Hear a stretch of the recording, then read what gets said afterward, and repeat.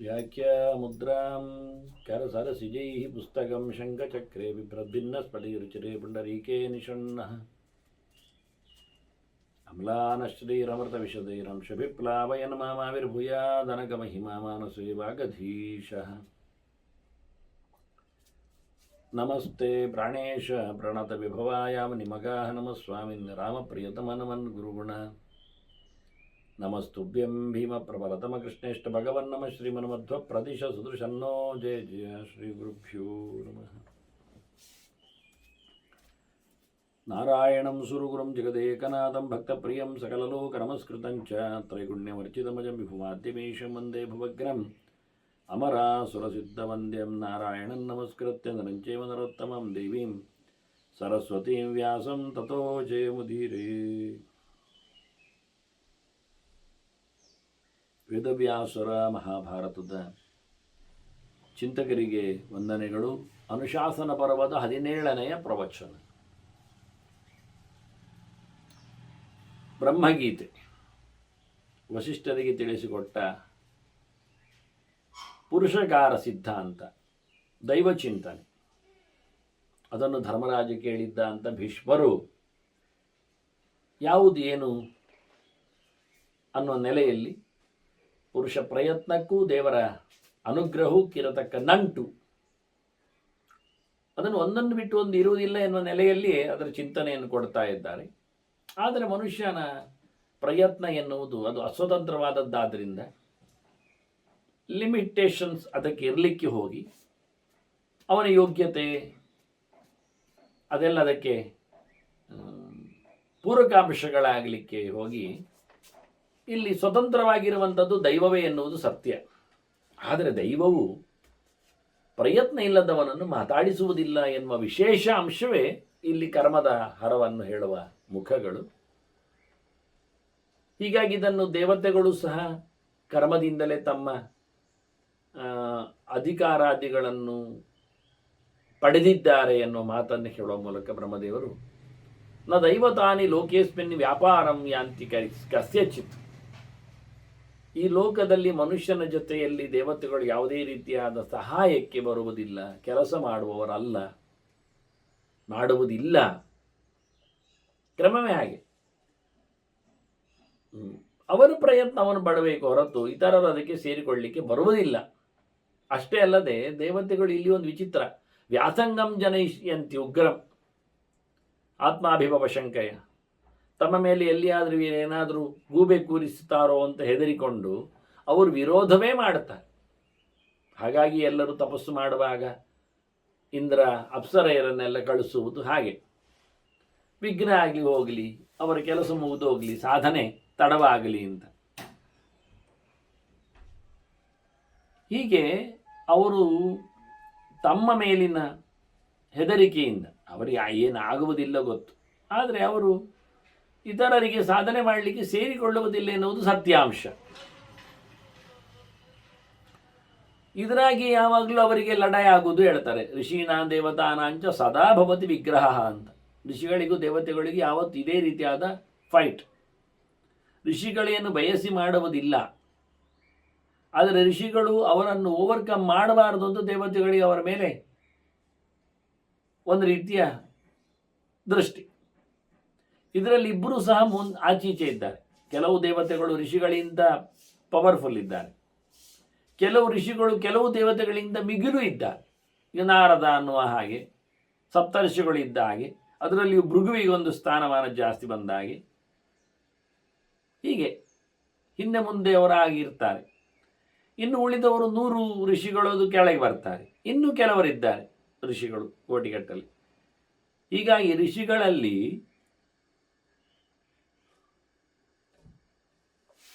ಅನೇಕ ಪಂಗಡಗಳು.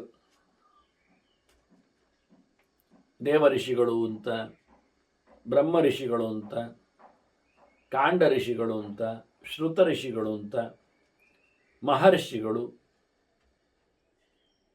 ಹೀಗೆಲ್ಲ ಋಷಿಗಳಲ್ಲಿ ಅನೇಕ ಪ್ರಕಾರಕವಾಗಿರ್ಲಿಕ್ಕೆ ಹೋಗಿ ಅದರಲ್ಲಿ 7 ಲೆಕ್ಕ ಹಾಕಿದ್ರಲ್ಲಿ ಸಪ್ತ ಋಷಿಗಳೊಂದೊಂದು ಪ್ರತ್ಯೇಕ. ಅದನ್ನು ಇದು ವೈವಿಧ್ಯದಲ್ಲಿ ಅಲ್ಲ ಅದು ಬಂದದ್ದು. ಋಷಿ, ಶ್ರುತರ್ಷಿ, ಕಾಂಡಋಷಿ, ಬ್ರಹ್ಮರ್ಷಿ, ಮಹರ್ಷಿ, ಪರಮರ್ಷಿ, ಇನ್ನೊಂದು ಶಬ್ದ ಉಂಟು ಪರಮರ್ಷಯ ಅಂತ. ಪರಮರ್ಷಿ ಇವರಿಗೆ ಜ್ಞಾನದ ರಾಶಿ ಹೆಚ್ಚಿರ್ಲಿಕ್ಕೆ ಹೋಗಿ ದೇವತೆಗಳಿಗಿಂತ ಮಿಗಿಲಾಗಿ ಕಾಣುತ್ತಾರೆ. ಕಾಣುವ ಜ್ಞಾನದ ನೆಲೆಯಲ್ಲಿ ನಿಜವಾಗಿ ದೇವತೆಗಳಿಗೂ ಋಷಿಗಳಿಗಿಂತ ಮಿಗಿಲಾದ ಜ್ಞಾನ ಇದೆ. ಅದೇ ಕೆಲವು ಬೆರಳೆಣಿಕೆಯ ಋಷಿಗಳನ್ನು ಹೊರತುಪಡಿಸಿದರೆ ಒಟ್ಟಂದದಲ್ಲಿ ನೋಡಿಕೊಳ್ಳುವಾಗ ಅಧಿಕಾರವೂ ಇದ್ದುಕೊಂಡು ದೇವರ ಮೇಲಿನ ಸೇವೆ ಮಾಡುವ ಭಾಗ್ಯವೂ ಇದ್ದುಕೊಂಡು ಅವತಾರಗಳಲ್ಲಿ ಬರ್ತಾರೆ ದೇವತೆಗಳು. ಇದೊಂದು ಪ್ಲಸ್ ಪಾಯಿಂಟ್. ಋಷಿಗಳು ಅವತಾರದಲ್ಲಿ ಸಿಗುವುದಿಲ್ಲ, ಬಂದರೆ ನೇರ ಬಂದು ಹೋಗ್ತಾರೆ. ಹಾಗಾಗಿ ಋಷಿಗಳಿಗೆ ಸಾಂಶತಾ ಇಲ್ಲ, ಅವರು 2-3 ರೂಪಗಳಲ್ಲಿ ಕಾಣಿಸಿಕೊಳ್ಳುವುದಿಲ್ಲ. ದುರ್ವಾಸರು ಬಂದರೆ ಸಿದ್ಧ ಬರುವುದೇ. ದುರ್ವಾಸ ನಿಜವಾಗಿ ಶಿವನೇ ಇದ್ದಾನೆ, ಅದು ವಿಷಯವೇ ಬೇರೆ. ಈ ಋಷಿಗಳ ಪಂಕ್ತಿಯಲ್ಲಿ ಅವನು ಬರುವುದಿಲ್ಲ. ದುರ್ವಾಸನ ಆಗಲಿ, ನಾರಾಯಣ ಆಗಲಿ, ನರನಾರಾಯಣರಲ್ಲಿ. ನನ್ನನ್ನು ಹಾಗೆ ಅರ್ಜುನನೇ, ಶೇಷನೇ ಇದ್ದಾನೆ. ಅವನು ಅರ್ಜುನ ಅಲ್ಲ, ಶೇಷ ಇದ್ದಾನವ. ಹಾಗಾಗಿ ದೇವತೆಗಳದರದ್ದು ರೋಲ್ಗಳು. ಕಪಿಲ ಭಗವಂತನೇ ಇದ್ದಾನೆ, ವ್ಯಾಸ ಭಗವಂತನೇ ಇದ್ದಾನೆ, ದತ್ತ ಭಗವಂತನೇ ಇದ್ದಾನೆ. ಋಷಿಗಳಲ್ಲಿ ಬರಲಿಕ್ಕೆ ಹೋದರೆ ಪರಶುರಾಮನು ನಾರಾಯಣನೇ, ಋಷಿವಂಶದಲ್ಲಿ ಸಂಭೂತನಾಗಿದ್ದರು. ಆದ್ದರಿಂದ ಇದು ಅಲ್ಲದೆ ಇವರಲ್ಲದೆ ಉಳಿದವರ ಬಗ್ಗೆ ಯೋಚನೆ ಮಾಡಿದರೆ ಅವರೆಲ್ಲ ಸಾಂಶರು ಅಲ್ಲ. ಅಂದರೆ ಅನೇಕ ಕಡೆಯಲ್ಲಿ ಅವರು ಸಿಗುವುದಿಲ್ಲ. ಆದ್ದರಿಂದಲೇ ಋಷಿಗಳಿಗೆ ಆಹುತಿಗಳನ್ನೆಲ್ಲ ಹೇಳುವಾಗ ಅಗ್ನಿ ಋಷಿಗಳಿಗೆ ತಗೊಂಡೋಗಿ ಕೊಡುವುದಿಲ್ಲ ಆಹುತಿಯನ್ನು. ಅವನು ದೇವತೆಗಳಿಗೆ ಮಾತ್ರ ಹವ್ಯವಾಹನವ.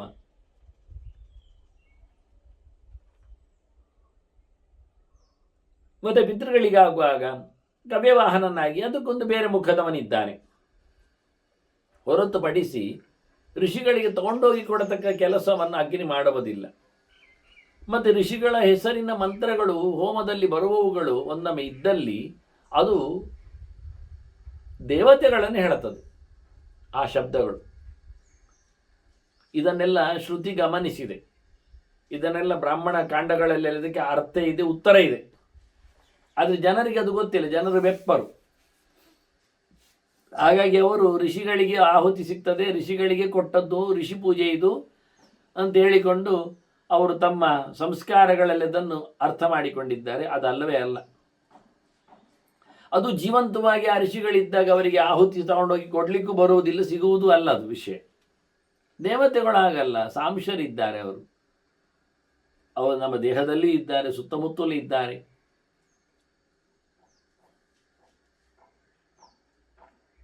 ಹೀಗಾಗಿ ಋಷಿಗಳ ಕೆಲವೊಂದು ಸಾಧನೆಗಳಲ್ಲಿ ದೇವತೆಗಳಿಗೆ ಏನು ತೊಂದರೆ ಆಗುವುದಿಲ್ಲ. ಆದರೂ ಸಹಜವಾದ ಬ್ಯಾಲೆನ್ಸ್ ಮಾಡುವಲ್ಲಿ ದೇವತೆಗಳು ಆಧಿಕಾರಿಕವಾಗಿ ಇರಲಿಕ್ಕೆ ಹೋಗಿ ಅವರು ಕೈ ಹಾಕ್ತಾರೆ, ಕೆಲವೊಮ್ಮೆ ಬರ್ತಾರೆ, ಅಡ್ಡ ಮಾಡ್ತಾರೆ.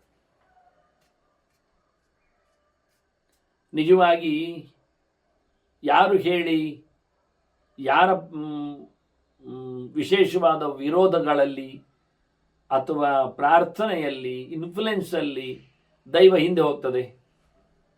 ಏನಿಲ್ಲ. ದೈವ ಮುಂದೆ ಬರಲಿಕ್ಕೂ ಹಿಂದೆ ಹೋಗಲಿಕ್ಕೂ ಯಾವನೊಬ್ಬನ ಆದೇಶವೂ ಬೇಡ. ದೈವ ಸ್ವತಂತ್ರ. ಅದಕ್ಕೆ ಹಾಗೆ ಹೇಳಿದೆ ನಾನು. ಕರ್ಮ ಮಾಡಿಯೂ ದೈವ ಬರದೇ ಇರಬಹುದು, ಕರ್ಮ ಮಾಡದೆಯೂ ದೈವ ಬರಬಹುದು.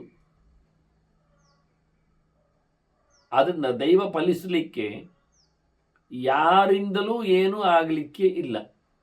ದೈವವನ್ನು ನಿಲ್ಲಿಸಲಿಕ್ಕೆ, ಅನುಗ್ರಹ ಮಾಡದಂತೆ ಫಲ ಕೊಡದಂತೆ ತಡೀಲಿಕ್ಕೆ ಆಗುವುದೇ ಇಲ್ಲ. ಇಲ್ಲಿ ದೈವ ಭಾಗ್ಯ ಅಂತ ಹೇಳುವಂಥದ್ದು ನಶೀಬ್ ಅಂತ ತಿಳಿಸ್ತಾರೆ. ಇದು ಒಂದು ಜಡವಾದ ವಸ್ತು ಅಲ್ಲ, ವ್ಯವಸ್ಥೆ ಅಲ್ಲ. ಇದು ಪ್ರತಿಯೊಂದಕ್ಕೂ ಅದರದ್ದೇ ಆಗಿರತಕ್ಕಂಥ ದೇವತೆ ಇದ್ದೆ. ಆದ್ದರಿಂದ ಭಾಗ್ಯಕ್ಕೆ ಭಗವಂತನೇ, ಫಲಕ್ಕೆ ಭಗವಂತನೇ ಸ್ವಾಮಿ. ಉಳಿದವರು ಇಟ್ಟುಕೊಳ್ಳಿ ಬೇಕಾದಾಗಿ. ಆದರೆ ಪರಿಪೂರ್ಣನಾಗಿ ಈಶ್ವರೋ ದೈವ ಮುದ್ದಿಷ್ಟಂ ಸರ್ವಸ್ಯಾಪಿ ಪ್ರಭುತ್ವತಃ ಅಂತ ದೇವರ ದೇವನಾಗಿ ಸರ್ವೋತ್ತಮನಾಗಿ ದೈವ ಅಂತ ಹೇಳೋ ಶಬ್ದ ಅದು ಗೀತೆಯಲ್ಲಿ 5 ಬಂದಾಗ ಅಧಿಷ್ಠಾನ ತಥಾಕರ್ತ ಕರಣಂಚ ಪೃಥಕ್ ವಿವಿಧಾಶ್ಚ ಪೃಥಕ್ ದೈವಂಚ ಮಾತ್ರ ಪಂಚಮಂ ಅಂತ ಒಂದು ಕೆಲಸ ಆಗಲಿಕ್ಕೆ ನಾವು ಅದಕ್ಕೆ ಬೇಕಾಗದ ಗ್ರೌಂಡು, ಉಳಿದವರು, ಸಲಕರಣೆಗಳು ಅನ್ನುವುದಕ್ಕಿಂತ ಮಿಗಿಲಾಗಿ ಐದನೇದ್ದಾಗಿ ದೇವರು ಎನ್ನುವುದು ಬೇಕು. ದೇವರು ಯಾಕೆ ಕೆಲಸಕ್ಕೆ ಬರ್ತಾನೆ ಕೇಳಿದರೆ, ದೇವರ ಕೆಲಸ ಆಗಲಿಕ್ಕೆ ಅಂತ ಹೇಳಲಿಕ್ಕೆ ಬರ್ತಾನ. ಮಡಿಕೆ ಮಾಡಲಿಕ್ಕೆ ಕುಂಬಾರನಿಗೆ ದೇವರು ಯಾಕೆ ಬೇಕು ಕೇಳಿದರೆ, ಅವನು ನಾಸ್ತಿಗೆ ಇದ್ದಾನೆ, ದೇವರು ನಂಬುವುದಿಲ್ಲವ ಕೇಳಿದರೆ ಭಾರಿ ಖುಷಿ ಉಂಟು. ಯಾಕೆಂದರೆ ಅದು ಅವನ ಮಣ್ಣು ಅವಂದ ಅಪ್ಪಂದ, ಅವನು ನಿಂತ ನೆಲ ಅವಂದ ಅಪ್ಪಂದ ಅವನದ್ದ, ನೀರು ಅವಂದ ಅವ ತಂದದ್ದ, ನೆಲದಡಿಯಲ್ಲಿ ನೀರು ತುಂಬಿಸಿದ ಅವನ. ಹಾಗೆ ಸುಲಭವಾಗಿ ಅವನು ನಂಬುವುದಿಲ್ಲ ಹೇಳಿದ ತಕ್ಷಣ ಇಲ್ಲ ಆಗುವುದಿಲ್ಲ, ಅದು ವಿಷಯ ಬೇರೆ. ಎಲ್ಲ ಸಬ್ಜೆಕ್ಟ್ಗಳು ಭಗವಂತನ ಶಕ್ತಿಯಲ್ಲೇ ನೆಲೆಗೊಂಡಿದೆ ಎನ್ನುವುದರಿಂದ ಅವನು ಕಾರಣ ಎನ್ನುವುದು ಸತ್ಯ. ಅವನು ಮನಸ್ಸು ಮಾಡದಿದ್ದರೆ ಕೆಲಸ ಆಗುವುದಿಲ್ಲ.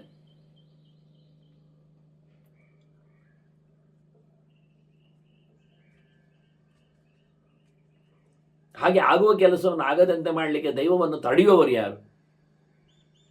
ದೈವದ ಸಂಕಲ್ಪ ಇದ್ರಲ್ಲಿ ಯಾವುದೂ ಆಗಿ ಹೋಗ್ತದೆ. ದೈವ ಒಪ್ಪಿಕೊಳ್ಳದಿದ್ದರೆ ಯಾವುದೂ ಆಗುವುದಿಲ್ಲ. ಅದರಿಂದ ಯಾರಿಂದಲಾಗಿಯೂ ದೈವವನ್ನು ತಡಿಲಿಕ್ಕೆ ಬರುವುದೂ ಇಲ್ಲ.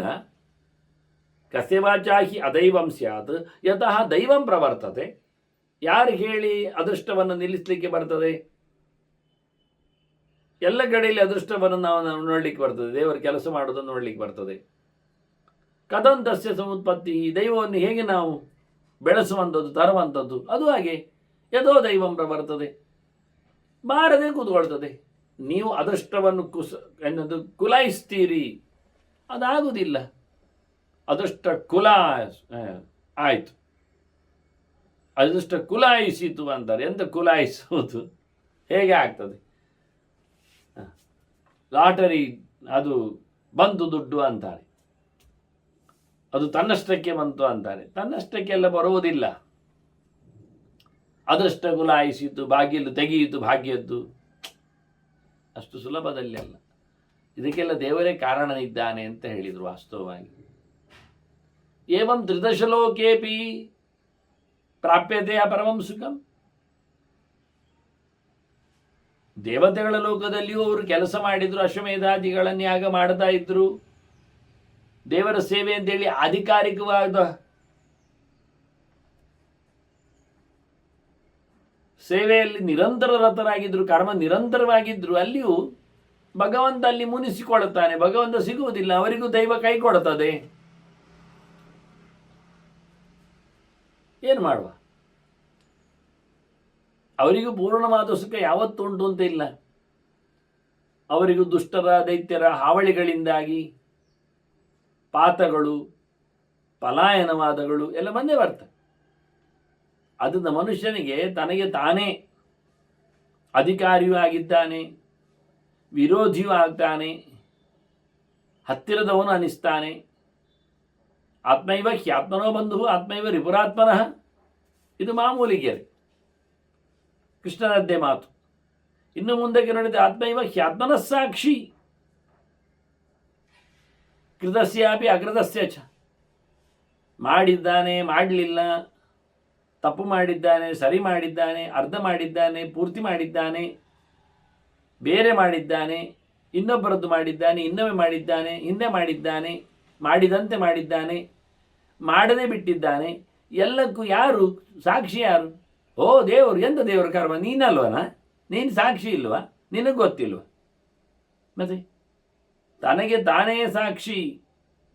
ಜೀವನಿಗೆ ಅವನ ದೇಹವೇ ಹೇಳ್ತದೆ ಮಾಡಿದ್ಯಾ ಇಲ್ವಾ ಅಂತ. ಅವನಿಗೆ ದೇಹದಲ್ಲಿ ಅವನೇ ಮಾಡಿದ್ದಲ್ಲ, ಅವನ ಮನಸ್ಸೇ ಹೇಳ್ತದೆ ಮಾಡಿದ್ಯಾವಾಗ ಏನು ಅಂತ.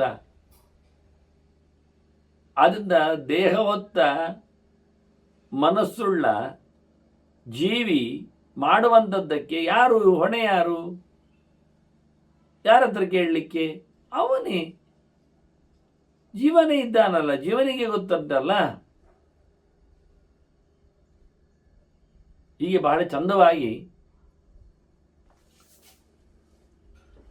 ಮನಸ್ಸಿಗೆ ಅಂತ ಅರ್ಥ ಮಾಡಿದ್ರು, ದೇಹ ಅಂತ ಅರ್ಥ ಮಾಡಿದ್ರು, ಜೀವ ಅಂತ ಅರ್ಥ ಮಾಡಿದ್ರು, ಪ್ರತ್ಯೇಕ ಅರ್ಥ ಮಾಡಿದ್ರು. ಜೀವನಿಗೆ ಮನಸ್ಸೇ ಅವನಿಗೆ ಬಂಧು, ಮನಸ್ಸೇ ಅವನಿಗೆ ಶತ್ರು, ಅವನದ್ದೇ. ಜೀವನಿಗೆ ಅವನ ದೇಹವೇ ಶತ್ರು, ಅವನಿಗೆ ದೇಹವೇ ಮಿತ್ರ. ಅದು ಶಬ್ದಕ್ಕೆ ದೇಹ ಅಂತ ಅರ್ಥ ಮಾಡಿದಾಗ ಆತ್ಮಹತ್ಯೆ ಅನ್ನುವಲ್ಲಿ ದೇಹಹತ್ಯೆಯನ್ನು ಆತ್ಮ ಶಬ್ದದಲ್ಲಿ ಕರೀದಿಲ್ಲ.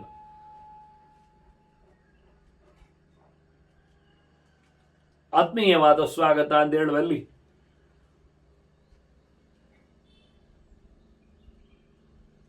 ಮನಸ್ಸನ್ನು ಸೇರಿಸಲಿಲ್ವಾ? ಹೀಗಾಗಿ ಜೀವನಿಗೆ ದೇಹ ಮನಸ್ಸು ಸಪೋರ್ಟಿವ್, ಮತ್ತೆ ಜೀವನೇ ಸಾಕ್ಷಿ. ನಾನು ಮಾಡಿದ್ದು ನನಗೆ ಗೊತ್ತಿಲ್ಲ ಅಂತ ಯಾರಾದ್ರೂ ಹೇಳ್ತಾರ? ಹೇಳಲಿಕ್ಕೆ ಆಗ್ತದ? ನಾನು ಮಾಡಿದ್ದು ನನಗೆ ಗೊತ್ತಿಲ್ಲ ಅಂತ ಹೇಳುವಾಗ ನಾನು ಮಾಡಿದ್ದು ಅಂತ ಹೇಗೆ ಹೇಳಿದ? ನೀವು ಹೇಳಿದ ನಾನು ಹೇಳಿದ್ದು, ನಾನು ಮಾಡಿದ್ದು ಅಂತ. ಅದು ನಾನು ಮಾಡಿದ್ದಲ್ಲ, ನನಗೆ ಗೊತ್ತಿಲ್ಲ.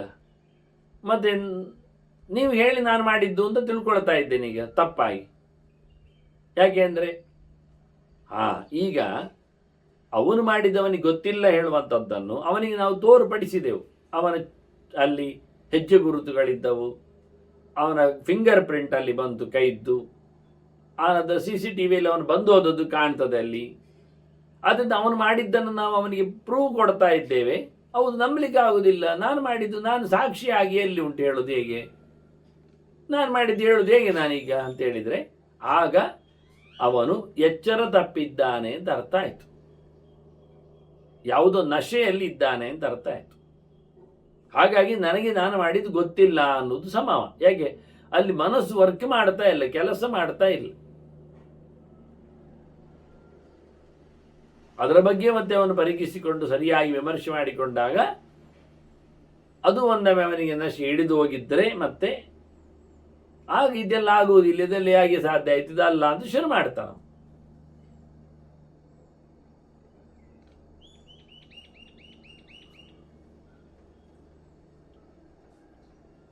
ಆದ್ರೆ ನನಗೆ ಗೊತ್ತಿಲ್ಲ ಹೇಳುವವನು ಅವನು ಎಚ್ಚರಿಕೆ ಇಡಿ. ನಿದ್ದೆಯಲ್ಲಿರ್ತಾನೋ, ಮಂಪರಲ್ಲಿರ್ತಾನೋ, ಮೂರ್ಛೆಯಲ್ಲಿರ್ತಾನೋ, ನಶೆಯಲ್ಲಿರ್ತಾನೋ, ಹಾಗೆ.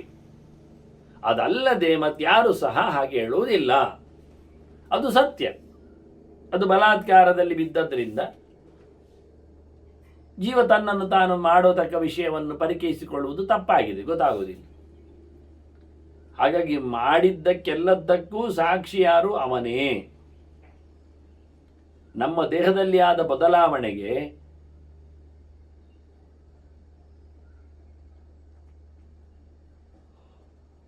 ಬೇರೆ ಸಾಕ್ಷಿ ಬೇಡ. ಮಾಡುವ ಮುನ್ನ ಮನಸ್ಸು ರೆಡಿಯಾಗಿರ್ತದೆ. ಹಾಗಾಗಿ ಮನಸ್ಸು ರೆಡಿಯಾದ ತಕ್ಷಣ ವೇರಿಯೇಷನ್ಸ್ಗಳು ಬಾಡಿಯಲ್ಲಿ ಬರ್ತವೆ. ನಾಡಿ ಚಕ್ರಗಳಲ್ಲಿ, ನಾಡಿ ಕೇಂದ್ರಗಳಲ್ಲಿ, ನಾಡಿ ರಾಶಿಗಳಲ್ಲಿ ಎಲ್ಲ ವ್ಯತ್ಯಾಸ ಆಗ್ತದೆ ಕೂಡಲೇ. ನಾವು ಎಷ್ಟು ಗುಟ್ಟಾಗಿ ನಮ್ಮ ದೇಹದಲ್ಲಿ ಆದ ಬದಲಾವಣೆಗಳನ್ನಾಗಲಿ ಕೊಡಲಿಕ್ಕಿಲ್ಲ, ಕೊಡಬಾರ್ದು ಎಂದು ಮಾಡಿಕೊಂಡ್ರೆ ಪ್ರತಿಯೊಬ್ಬರಲ್ಲಿ ಅವರದ್ದೇ ಆಗಿರತಕ್ಕಂತಹ ಒಂದು ರೀತಿಯಲ್ಲಿ ಅದರೊಳಗೆ ಅದಕ್ಕಿಂತ ಅತಿರೇಕವಾದ ಭಿನ್ನವಾದ ವ್ಯತ್ಯಾಸವನ್ನು ಗಮನಿಸಲಿಕ್ಕೆ ಆಗ್ತದೆ. ಇದನ್ನು ಅವರು ಹೇಳಿದ್ದು ವಾಸ್ತವವಾಗಿ. ಮತ್ತೆ ಕೆಲವೊಮ್ಮೆ ಕೃತಂಚ ವಿಕೃತಂ ಕಿಂಚಿತ್ ಸಿದ್ಧ್ಯತೆ. ನಾವು ತಪ್ಪು ಮಾಡಿದ್ದು ಕೆಲವೊಮ್ಮೆ ಕೆಲಸ ಮಾಡ್ತದೆ. ಇದು ಎಲ್ಲರಿಗೂ ಖುಷಿ ಆಗುದು. ಹೀಗೆ ಗುರುಕರ್ಮಣ, ನೀವೇನಾದರೂ ದೊಡ್ಡ ಕೆಲಸ ಮಾಡಿದರೆ ಆ ದೊಡ್ಡ ಕೆಲಸದಲ್ಲಿ ಎಲ್ಲಿಯೋ ಒಂದು ಕಡೆಯಲ್ಲಿ ಕೆಲವು ಹಾಳು ಕೆಲಸ ಆಗಿದ್ರು ಅದು ಅವನಿಗೆ ಉಪದ್ರಕ್ಕೆ ಬರುವುದಿಲ್ಲ, ಕೆಲಸ ಆಗ್ತದೆ ಅಂತ ಅರ್ಥ ಮಾಡಿಕೊಳ್ಳಿ. ಗುರುಕರ್ಮಣ ಕಿಂಚಿತ್ ವಿಕೃತಂ ಕೃತಂ. ದೊಡ್ಡ ಕೆಲಸದಲ್ಲಿ ಎಲ್ಲಿಯೋ ಒಂದು ಚೂರು ಎಡವಟ್ಟ ಆಗಿದೆ, ಹೆಚ್ಚು ಕಮ್ಮಿ ಆಗಿದೆ, ಅದು ಪರವಾಗಿಲ್ಲ, ಸಿದ್ಧತೆ. ಹೇಗೆ ದೊಡ್ಡ ಮಟ್ಟಿನಲ್ಲಿ ಆದ ಸಣ್ಣ ಪ್ರಮಾದ, ಸಣ್ಣ ತಪ್ಪು ಯಾವುದೋ ಒಂದು ವಿಷಯದಲ್ಲಿ, ಆ ವಿಷಯದಲ್ಲಿ ಅದನ್ನು ಸರಿ ಮಾಡಿಕೊಂಡ್ರೆ ಆಯ್ತು.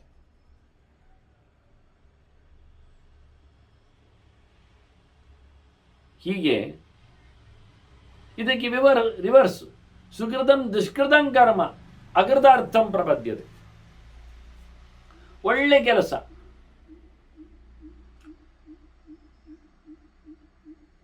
ಇದು ಹಾಳು ಕೆಲಸವನ್ನು ಮಾಡಿದ್ದಾನೆ, ವಿಕೃತಂ ಕೃತಂ, ವಿರುದ್ಧವಾದ ಕೆಲಸ ಮಾಡಿದ್ದಾನೆ. ಆದರೆ ಗುರುಕರ್ಮಣ ಸಿದ್ಧತೆ, ಅವನು ದೊಡ್ಡ ಕೆಲಸದ ಮಟ್ಟಿನಲ್ಲಿ ಅವನು ಬಚವಾಗಿದ್ದಾನೆ.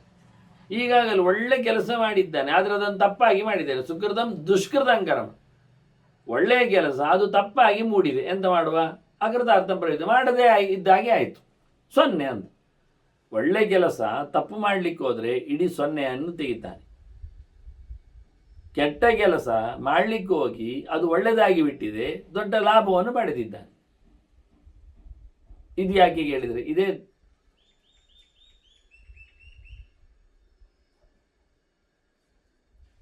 ಅಭೀಷ್ಟದ ಆಟ, ಅದೃಷ್ಟದ ಓಟ. ಒಳ್ಳೆ ಕೆಲಸ ಕೆಟ್ಟದ ಆಗಿ ಹೋಯಿತು, ಅದರಿಂದ ಮಾಡದಾಗಿ. ಎಷ್ಟು ಅಭಿದಿನ ಅಕೃತಮೇವ ಅಂತಾರೆ. ಅದಕ್ಕೋಸ್ಕರ ಯಾವುದು ಶಾಸ್ತ್ರದಲ್ಲಿ ಹೇಳಿದಂತೆ ಮಾಡಲಿಕ್ಕೆ ಆಗಲಿಲ್ಲವೋ ಅದು ಮಾಡಿದ್ದೇ ಅಲ್ಲ ಅಂತ ಹೇಳ್ತಾರೆ. ಅಷ್ಟಾದ್ರೂ ಮಾಡಿದ್ದಾನಲ್ಲ ಅಂದರೆ ಅದು ನೀವು ಯೋಚನೆ ಮಾಡುವುದರಲ್ಲಿ ತಪ್ಪಿದೆ ಅಂದರು. ಇದೆಲ್ಲ ಬಹಳ ಜನರೆಲ್ಲ ಹೇಳುವುದಾಗಿ, ಎಲ್ಲ ವಿಷಯದಲ್ಲಿ ಆಗಿ. Something is better than nothing ಅಂತಾರೆ. ಸ್ನಾನ ಮಾಡಲಿಕ್ಕೆ ಉಂಟು ಅಂತ ಹೇಳಿದ ತಕ್ಷಣ ಅದು ನದಿಯಲ್ಲಿಯೋ ಬಾವಿಯಲ್ಲಿಯೋ, ಕೊನೆಗೆ ತನ್ನದಲ್ಲದಿದ್ದು ಇನ್ನೊಬ್ಬರದ್ದಾದರೂ ಬಾವಿಯಲ್ಲಿಯೋ ಅಂತ ಶುರು ಮಾಡಿದ್ರಲ್ಲ ಅವರು. ಇವನ್ ಮೀಯುವುದು ಅಂತ ಏನರ್ಥ? ನೀರಿನಲ್ಲಿ ಒದ್ದೆಯಾಗುವುದು ಅಂತ ಅರ್ಥ. ಅದನ್ನು ಯಾವ ನೀರಿನಲ್ಲಿ ಮಾಡಿಕೊಂಡ್ರೇನು ಅಂತ ಶುರು ಮಾಡಿದ. ಅದೇ ಇದೆ ಯಾಕೆ ಎಂತ ಕೇಳಿಕೊಂಡ. ಒಟ್ಟು ಮಿಂದ್ರೆ ಆಯ್ತಲ್ಲ, ಆ ನೀರಿನಲ್ಲಿ ಮಿಂದಿದ್ದೇವೆ. ಕಾರ್ಪೊರೇಷನ್ ನೀರಿನಲ್ಲಿ ಟ್ಯಾಂಕಿಯಲ್ಲಿ ಒಟ್ಟು ಮಾಡಿದ್ರಲ್ಲಿ ನೀರು ಮಿಂದಿದ್ದೇವೆ. ಏನರ್ಥ ಬಂತು ಈಗ? ವಾಸ್ತವವಾಗಿ something is better and nothing ಬಂತು. ಎಂತ ಮಾಡದೇ ಇರೋದಕ್ಕಿಂತ ಎಂತಾದ್ರೂ ಒಂದು ಮಿಂದನ ಇಲ್ವ ನೀರಿನಲ್ಲಿ ಅಂತ. ಈಗ ಹಸಿವೆ ಆಗ್ತಾ ಇತ್ತು, ತಿನ್ಲಿಕ್ಕೆ ಏನು ಸಿಗಲಿಲ್ಲ. Something is better and nothing ಹೇಳಿದಾರಲ್ಲ ಅಂತ ಹೇಳಿಕೊಂಡು ಏನಾದರೂ ತಿಂತೇನೆ ಅಂತೇಳಿ ಅವ ಮಣ್ಣು ತಿಂತಾನ? ಇಲ್ಲ. ಹಾಗೆ ಅಂತ ಹೇಳ್ತೀನಿ, ಅದು ತಿನ್ಲಿಕ್ಕೆ ಆಗುವುದಿಲ್ಲ ರೀ ಅಂತ. ಯೋಗ್ಯತ್ವೇ ಸತಿ ಅಂತ, ಅದು ತಿನ್ನುವಂಥದ್ದಲ್ಲ ಅಂತ. ಸರಿ, ಹಾಗಾದ್ರೆ ಆಯ್ತು. ಹಾಗಾದ್ರೆ ಇರುವೆ ತಿಂತಾನವ? ಎಂತ ಹೇಳುದು ನೀವು? ಅದು ತಿನ್ಲಿಕ್ಕೆ ಆಗ್ತದ? ಅಲ್ಲ, ತಿಂತಾರಲ್ಲ, ತಿನ್ನಬಾರ್ದು ಅಂತ ಇಲ್ಲಲ್ಲ. ಮಣ್ಣು ತಿನ್ನುವುದಿಲ್ಲ ಎನ್ನುವುದು ಸತ್ಯಪ್ಪ. ಆದರೆ ಇರುವೆಗಳನ್ನು ಅಥವಾ ಹಾವು ಹಲ್ಲಿಗಳನ್ನು ಎಲ್ಲ ತಿಂತಾರಲ್ಲ. ಯೋಗ್ಯತೆ ಸತಿ ಉಂಟಲ್ಲ, ತಿನ್ನುವ ಯೋಗ್ಯತೆ ಉಂಟಲ್ಲ, ಅದಕ್ಕೆ ತಿನ್ನಬಹುದಲ್ಲ. ಅದನ್ನು ತಿನ್ನುವವರು ಇದ್ದಾರಲ್ಲ, ತಿಂತಾನ? ಸಿಕ್ಕಿ ಬೀಳ್ತಾನ. ಹಾಗೆ ಮಲವನ್ನು, ಹೇಸಿಗೆ ಪದಾರ್ಥಗಳನ್ನು ತಿಂತಾನ? ತಿನ್ನುವುದಿಲ್ಲ. ಹಾಗೇನಾಯಿತು? ಯೋಗ್ಯತೆ ಇದೆ ಅಂತ ಮಾತ್ರ ಅಲ್ಲ, ಅದು ಹೇಳಿರಬೇಕು ಅಂತ ಹೇಳ್ತಾನೆ. ಶಾಸ್ತ್ರದಲ್ಲಿ ಹೇಳಿದ್ದಾರಾ ಅಂತ ಈಗ ಸಿಕ್ಕಿಬಿದ್ದ. ಹಾಗಾದರೆ ನೀರಿನ ಕಥೆಯು ಹಾಗೆ. ನೀರನ್ನು ಹೇಳಿದ್ದಾರ? ಯಾವುದಾದ್ರೂ ನೀರು ಆಗ್ತದೆ ಹೇಳಿದ್ದಾರ? ಯಾರೋ ಎಂಜಲ್ ಮಾಡಿದ ನೀರು, ಯಾರೋ ಉಪಯೋಗ ಮಾಡಿದ ನೀರು, ಯಾವುದೋ ಕಡೆಯಲ್ಲಿ ಹರಿದ ನೀರು, ಯಾವುದೋ ಆಶೋಚಗಳ ಸಂಪಾದ ಆದ ನೀರು ಹೇಳಿದ್ದಾರ ಅವರು ಉಪಯೋಗಕ್ಕೆ? ಆದ್ದರಿಂದ ಯಾವುದೋ ಒಂದರಲ್ಲಿ ಮಿಂದೆ ಆಗ್ತದೆ ಹೇಳಿಕೊಂಡ್ರೆ ಅದು ಮಡಿತನವನ್ನು ತಂದು ಕೊಡ್ತದ? ಮತ್ತಷ್ಟು ಮೈಲಿಗೆಯನ್ನೇ ಮಾಡಿದರೆ, ಇನ್ನು ಹೇಸಿಗೆಯನ್ನೇ ಮಾಡಿದರೆ, ತೊಳಿಬೇಕಾದ್ದು ಸಮ ನೀರಿನಲ್ಲಿ ಅದ್ದಿಕೊಂಡು. ಹಾಗಾಗಿ ನಾವು ಬ್ಯಾಕ್ಟೀರಿಯಾ ಇದ್ದ ನೀರಿನಲ್ಲಿ ಅದ್ದಿ ತೊಳೆದಿದ್ದೇವೆ ಅಂತ ಹೇಳಿಬಿಟ್ರೆ ಅದರ ವಾಸಿ ತೊಳೆಯದಿದ್ರೆ ವಾಸಿ ಮಾರಾಯ. ಅದರಲ್ಲಿದ್ದ ಎಲ್ಲ ಬ್ಯಾಕ್ಟೀರಿಯಾಗಳಿಗೆ ಡಿಶ್ಶಿಗೆ ಬಂದು ಸೇರ್ತವೆ ತೊಳೆದ ಲೆಕ್ಕದಲ್ಲಿ.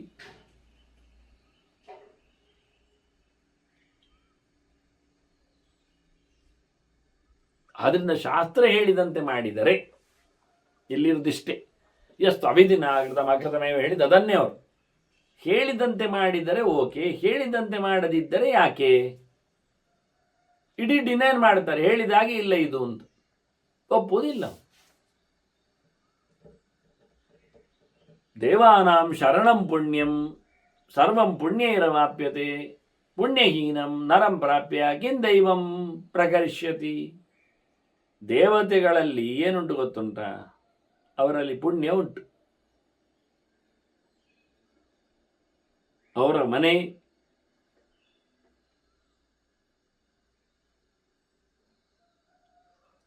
ಅವರ ಸ್ಥಾನ, ಅವರ ಇರುವಿಕೆ, ಅವರ ಅಸ್ತಿತ್ವ ಎಲ್ಲ ಪುಣ್ಯದ ಮೇಲೆ ಡಿಪೆಂಡ್. ಅವರು ಪುಣ್ಯಕ್ಕೆ ಶರಣು, ಪುಣ್ಯ ಕರ್ಮಕ್ಕೆ ಅವರು ಯಾವತ್ತು ಹತ್ತಿರದವರು. ಆದ್ದರಿಂದ ಎಲ್ಲವೂ ಪುಣ್ಯಗಳಿಂದಲೇ, ಒಳ್ಳೆಯತನದಿಂದಲೇ, ಒಳ್ಳೆಯ ಕೆಲಸದಿಂದಲೇ ಲಭ್ಯವಾಗುವಂಥದ್ದು. ಆದರೆ ಒಳ್ಳೆ ಕೆಲಸ ಮಾಡದವ, ಪುಣ್ಯಾತ್ಮನಲ್ಲದವ, ಪುಣ್ಯ ಇಲ್ಲದವ, ಅವನನ್ನು ಇಟ್ಟುಕೊಂಡು ಕಟ್ಟುಕೊಂಡು ದೈವ ಏನು ಆಡಿಸ್ತದೆ? ದೈವ ಯಾಕೆ ಬರ್ತದೆ? ದೇವತೆಗಳ ತೀರಲಿಕ್ಕೆ ಕಾರಣ ಅವರು ಪುಣ್ಯಕರ್ಮಗಳಲ್ಲೇ ಯಾವತ್ತಿರುವುದು. ಅವರು ಪುಣ್ಯಕರ್ಮಕ್ಕೇನೆ ಶರಣಾಗುವುದು. ಅವರು ಕೆಟ್ಟದು ಮಾಡುವುದಿಲ್ಲ. ಅವರು ಬೇಕೆಂದಲೇ ಮನುಷ್ಯ ಒಳ್ಳೆಯದು ಮಾಡುವುದಿಲ್ಲ ಎನ್ನುವುದೇ ಅವನ ಸ್ವಭಾವ. ಇಂಥವನಲ್ಲಿ ದೈವ ಯಾಕೆ ಕೆಲಸ ಮಾಡುತ್ತದೆ? ಹೇಗೆ ಕೆಲಸ ಮಾಡಬೇಕು? ಇನ್ನೇ ನೋಡಿ ಯಯಾತಿಯ ಕತೆ. ಏನಾದವ? ಪುರಾ ಯಯಾತಿ ವಿಭ್ರಷ್ಟ ಚಾವಿತ ಪತಿತ ಕ್ಷಿತೌ. ಅವು ನೆಲಕ್ಕೆ ಬೀಳಲಿಲ್ವ ಸ್ವರ್ಗದಿಂದ? ಧರ್ಮಾತ್ಮನಾಗಿದ್ದವ ಯಯಾತಿ ರಾಜ.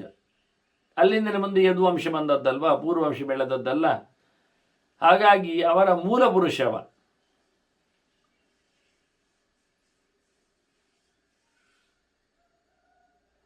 ವಿಚಿತ್ರವಾದಂತಹ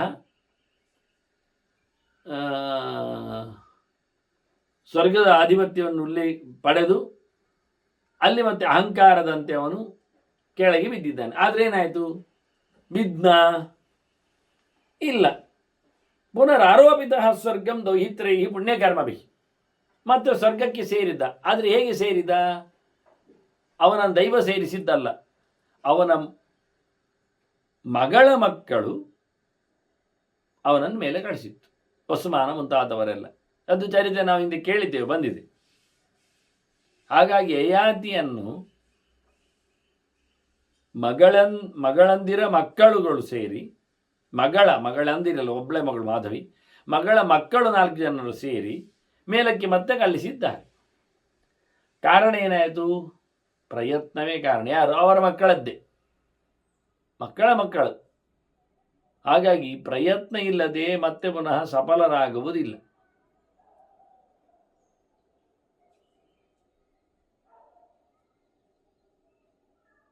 ಯಯಾತಿಯು ಇದೇ ರೀತಿಯಾಗಿ ಪ್ರಯತ್ನದಿಂದಲೇ ಮೇಲಕ್ಕೆ ಹೋದದ್ದು. ಪ್ರಯತ್ನ ಬಂದಾಗ ದೇವರು ಅನುಕೂಲ ಮಾಡಿಕೊಟ್ರು. ಮೇಲೆ ಕಳಿಸುವುದರಲ್ಲಿ ವ್ಯವಸ್ಥೆ ಮಾಡುವ ಹಾಗೆ ಮಾಡಿದರು. ಅವ ಕೇಳಿದ್ದಾನೆ ಬೀಳುವಾಗಲೇ. ಅವರೇ ಕೇಳಿದ್ದಾರೆ, ಎಲ್ಲಿ ನಿನ್ನನ್ನು ದೂಡ್ಲಿ ಅಂತ. ನನ್ನನ್ನು ಪುಣ್ಯಾತ್ಮನಿಡುವವರೆಗೆ ಸತ್ಸಂಗಕ್ಕಾಗಿ ಅಲ್ಲಿ ಹಾಕು ಅಂತ ಹೇಳಿಕೊಂಡಿದ್ದಾನೆ ನೋಡಿ. ಅಲ್ಲಿಯೂ ಪುಣ್ಯವನ್ನು ಬಯಸಿದ್ದಾನೆ, ಪಡೆದಿದ್ದಾನೆ. ಮತ್ತೆ ಇನ್ನೊಬ್ಬ ಪುರೂರವಸ್ಸು ನೋಡು, ಅವನಿಗೆ ನಿಂದಿನವ. ಪುನರ್ವಸನಿಂದ ಮತ್ತೆ ನೌಷ ಬರುವಂಥದ್ದು, ಅಲ್ಲಿಂದ ಯತಿಗಳು ಬರುವಂಥದ್ದು. ಅವನು ಬ್ರಾಹ್ಮಣರಿಂದಾಗಿ ಸ್ವರ್ಗವನ್ನು ಸೇರ್ತಾನೆ.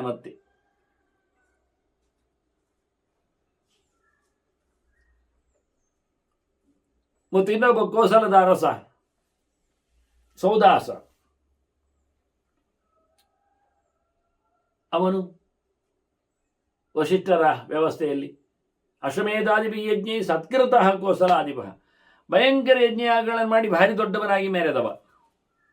ಆದರೆ ಮಹರ್ಷಿಗಳ ಶಾಪ, ವಶಿಷ್ಠರ ಶಾಪದಿಂದ ಅವನು ಕುಲಪುರೋಹಿತರು, ಅವರ ಮನೆಯವರೇ, ಅವರ ಶಾಪದಿಂದ ಏನಾಯಿತು? ಸೌದಾಸ ಪುರುಷಾದಕ, ಅವನು ಪುರುಷಾದತ್ವಮಾಗತಃ, ಅವನು ರಕ್ಕಸನಾಗಿ ಬಿಟ್ಟ. ಅವನು ಊಟಕ್ಕೆ ಬಂದಿದ್ದಾರೆ ವಶಿಷ್ಠರು, ಅಡುಗೆ ಹಾಕಿದ್ದಾನೆ. ತಿನ್ನುವಲ್ಲಿ ಅವರಿಗೆ ಅರ್ಥ ಆಯ್ತದು ನರಮಾಂಸ ಆಗಿದೆ ಅಂತ. ಮನುಷ್ಯರನ್ನು ತಿನ್ನುವವರು ರಕ್ಕಸರು. ನೀನು ರಕ್ಕಸ ಆಗು ಅಂತ ಬಿಟ್ರು ಅವರು. ನಾನಲ್ಲ, ನನಗೆ ಗೊತ್ತಿಲ್ಲ, ಆ ಇಂಟೆನ್ಷನ್ ನನಗಿರಲಿಲ್ಲ. ಗೊತ್ತಿಲ್ಲದೆ ಆದದ್ದಕ್ಕೆ, ನನ್ನ ತಪ್ಪಲ್ಲದಕ್ಕೆ, ನನಗೆ ಶಾಪ ಕೊಟ್ಟದ್ದಕ್ಕೆ ನಾನು ನಿಮಗೂ ಶಾಪ ಕೊಡ್ತೇನೆ ಅಂತೇಳಿ ಶಾಪಕ್ಕೆ ನೀರೆತ್ತಿಕೊಂಡವ. ಆಗ ಹೆಂಡತಿ ಅವಳು ನಿಲ್ಲಿಸ್ತಾಳೆ, ಗುರುಗಳಿಗೆ ಶಾಪ ಕೊಡಲಿಕ್ಕಿಲ್ಲ. ಎದ್ದಿಯಾಗಿದೆಲ್ಲ, ಇನ್ನೆಂತ ಮಾಡೋದವ? ಕೊನೆಗೆ ನೆಲಕ್ಕೆ ಬಿಸಾಡಲಿಕ್ಕೆ ನೋಡಿದ. ನೆಲದಲ್ಲಿ ಅವನಿಗೆ ಕ್ರಿಮಿಕೀಟಗಳು, ಪ್ರಾಣಿ ಪಕ್ಷಿಗಳು ಎಲ್ಲ ಕಾಣಲಿಕ್ಕೆ ಶುದ್ಧವಾದವು. ಎಲ್ಲ ಅನ್ಯಾಯವಾಗಿ ನಾವು ಸಾಯ್ತೇವೆಲ್ಲ ಅಂತ ಅವುಗಳೆಲ್ಲ ಪಚ ಪಚ ಪಿಚಿ ಪಿಚಿ ಎಲ್ಲ ಮಾಡಿಕೊಂಡವು. ಅವನಿಗೆ ಕ್ರಿಮಿಕೀಟಗಳು, ಬ್ಯಾಕ್ಟೀರಿಯಾಗಳು ಇಲ್ಲದ, ಅಣುಜೀವಿಗಳು ಇಲ್ಲದ ತಾಣ ಕಾಣಲಿಲ್ಲ ಅವನಿಗೆ. ಎಲ್ಲಿ ಯಾರ ಮೇಲೆ ಶಾಪ ಹಾಕುದೀಗ? ನೋಡಿ ಈ ರಾಜನ ಕತೆ. ಕೊನೆಗೆ ಅವನು ತನ್ನ ಕಾಲಿಗೆ ಹಾಕೊಂಡ. 2 ಕಾಲು ಗಲೀಜಾಗಿ ಹೋಯಿತು ಕೆಳ ಭಾಗದಲ್ಲಿ. ಅದಕ್ಕೆ ಅವನ ಹೆಸರು ಕಲ್ಮಾಶಬಾಧ ಅಂತ ಆದದ್ದು. ಅವರು ಶಾಪ ಕೊಟ್ಟುಬಿಟ್ಟಿದ್ದಾರೆ ಅವನಿಗೆ. ನೀನು ರಕ್ಕಸನಾಗಿ, ಮನುಷ್ಯನ ಮಾಂಸ ಬೇಯಿಸಿ ಹಾಕಿದ್ದೆಲ್ಲ ಮನುಷ್ಯರು ತಿಂದಾಗ ರಕ್ಕಸನಾಗಿ ಶಾಪ ಕೊಟ್ಟಿದ್ದಾರೆ. ಇವ ಪ್ರತಿಶಾಪ ಕೊಡುವ ಸಾಮರ್ಥ್ಯ ಇದ್ರೂ ಸಹ ಹಾಕಿ ಕೊಡದೆ ತನ್ನ ಕಾಲಿಗೆ ಹಾಕಿಕೊಂಡು ಶಾಪವನ್ನು ಕಲ್ಮಾಶಬಾಧ ಅಂತ ಆಗಿಬಿಟ್ಟ. ದೈವ ಪ್ರಯತ್ನ ಅರ್ಥ ಆಗುವುದಿಲ್ಲ ಅಂತಾರೆ. ಎಷ್ಟು ಗಮ್ಮತ್ತಿರ್ತದೆ ಅಂತ ನೋಡಿ. ದೈವದ ಆಟದ ಕತೆ ನೋಡಿ. ಕೊನೆಗೆ ಅವನು ರಕ್ಕಸನಾಗಿ ಕಾಡಿನಲ್ಲಿದ್ದು ತಿನ್ನುವುದು ಇಷ್ಟಾಗಿ ಹೆಂಡತಿಯಲ್ಲಿ ಮಕ್ಕಳಿಲ್ಲ. ಮತ್ತೆ ಕೊನೆಗೆ ಅದೇ ವಸಿಷ್ಠರಿಂದ ಮಕ್ಕಳನ್ನು ಪಡೆದುಕೊಂಡು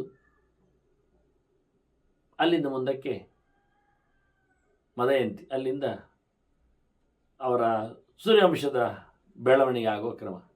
ಇಂಥದ್ದೆಲ್ಲ ಅಪೂರ್ವವಾದ ಕಥೆಗಳನ್ನು ಬ್ರಹ್ಮದೇವ ನೆನಪಿಸ್ತಾನೆ. ಏನಾಯಿತು ನೋಡು. ಪುರುಷ ಆದತ್ವ ಮಾಪ್ತವಾನ್, ವಸಿಷ್ಠರ ಒಂದು ವ್ಯವಸ್ಥೆಯಿಂದಾಗಿ ಅವನು ರಕ್ಕಸನಾಗಲಿಲ್ಲವ. ಅದೇ ಹೊತ್ತಿನಲ್ಲಿ ವಿಶ್ವಾಮಿತ್ರವ್ರನ್ನ ಇಟ್ಟುಕೊಂಡು ಅವರ ಮಕ್ಕಳನ್ನು ತಿನ್ನಲಿಕ್ಕೆ ಬಿಡುದು ಈ ರಕ್ಕಸನನ್ನು. ಅವರವರ ಗಲಾಟೆಯಲ್ಲಿ ಮತ್ತೊಬ್ಬ ಉಪಯೋಗಿಸಿಕೊಳ್ಳು. ಹೇಗೂ ನೀನು ರಾಕ್ಷಸನಾದ್ಯಲ್ಲ, ಅವರ ಮಕ್ಕಳನ್ನು ನೊಂದಿಗೆ ಹಾಕಂತಾನವ. ಎಲ್ಲ ಅದ್ಭುತವಾದ ಕಥೆಗಳು, ಮುಗಿಯುವುದಿಲ್ಲ ಆ ಕಥೆಗಳಿಗೆ. ಇವರಿಗೆ ಬೇಕಾದ್ದು ಎಂಥ ಪ್ರಯತ್ನಪಟ್ಟರು. ಅಶ್ವಮೇಧಾದಿಗೆ ಯಾಗ ಮಾಡಿಕೊಂಡರು, ದೈವ ಕೈ ಕೊಟ್ಟಿದ್ದು ನೋಡಿ. ಅವನ ಕಾಲೇ ಹಾಳಾಯಿತು, ಅವನೇ ರಕ್ಕಸನಾದ. ಮತ್ತೆ ಅವನ ಗುರುಗಳೇ ಆಂಟಿ ಆದರು ಅವನಿಗೆ.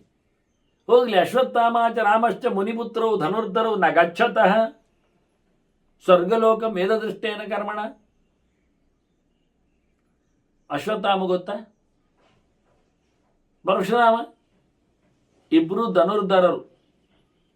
ಇಬ್ರು ಹೊರಟೋದ್ರ? ಇಲ್ಲ. ಅವ್ರ ಕೆಲಸ ಕಮ್ಮಿ ಮಾಡಿದ್ದ ಅಲ್ಲ. ದೈವ ಎಲ್ಲಿ ಬಂತವನನ್ನು? ಅವ್ರು ಇನ್ನಿಲ್ಲೇ ಇದ್ದಾರೆ, ಚಿರಂಜೀವಿಗಳವರು ಅಂತ ಹೇಳೋದು. ಹೋಗಲಿಲ್ಲ, ಅವರು ಹೋಗ್ಲಿಕ್ಕೆ ಬರುವುದಿಲ್ಲ ಅಂತ ಸುಮ್ಮನೆ ಹೇಳೋದು. ದೇವರನ್ನೆಲ್ಲೆಲ್ಲಿ ಹೇಳಲಿಕ್ಕೆ ಬರುವುದಿಲ್ಲ, ಇಟ್ಟುಕೊಂಡಾಗ ಹೇಳಿಕೊಳ್ಳಿಕ್ಕೆ ಆಗ್ತದೆ ಅಂತ ಹೇಳಿಬಿಡೋದು. ಮನುಷ್ಯ ಲೋಕದಲ್ಲಿ ಮನುಷ್ಯನಾಗಿ ಭಗವಂತ ಬಂದಾಗ ಹಾಗೆ ಇರ್ತಾನೆ ಅಂತಿರುತ್ತಲ್ಲ, ನರದ ವಾಸ್ತವವಾಗಿ ನರೇಶು ಜಾತ ನರವತ್ ಪ್ರವೃತ್ತಿ ಅಂತ. ಹಾಗಾಗಿ ಬ್ರಹ್ಮದೇವ ಹಾಗೆ ಹೇಳಿದ ನೋಡಿ, ಮನುಷ್ಯನ ಹಾಗೆ ಅಲ್ಲೇ ಇದ್ದಾನೆ, ಅವನಿಗೆ ಬಿಡುಗಡೆ ಆಗಲಿಲ್ಲ ಅಂತ. ಅವರನ್ನು ಕಮ್ಮಿ ಕರ್ಮ ಮಾಡುದ? ದೈವ ಅನುಗ್ರಹ ಎಲ್ಲಿ ಬಂದಿದೆ? ಬರುವುದಿಲ್ಲ. ಏನೋ ವಿಚಿತ್ರವಾಗಿರ್ತದೆ.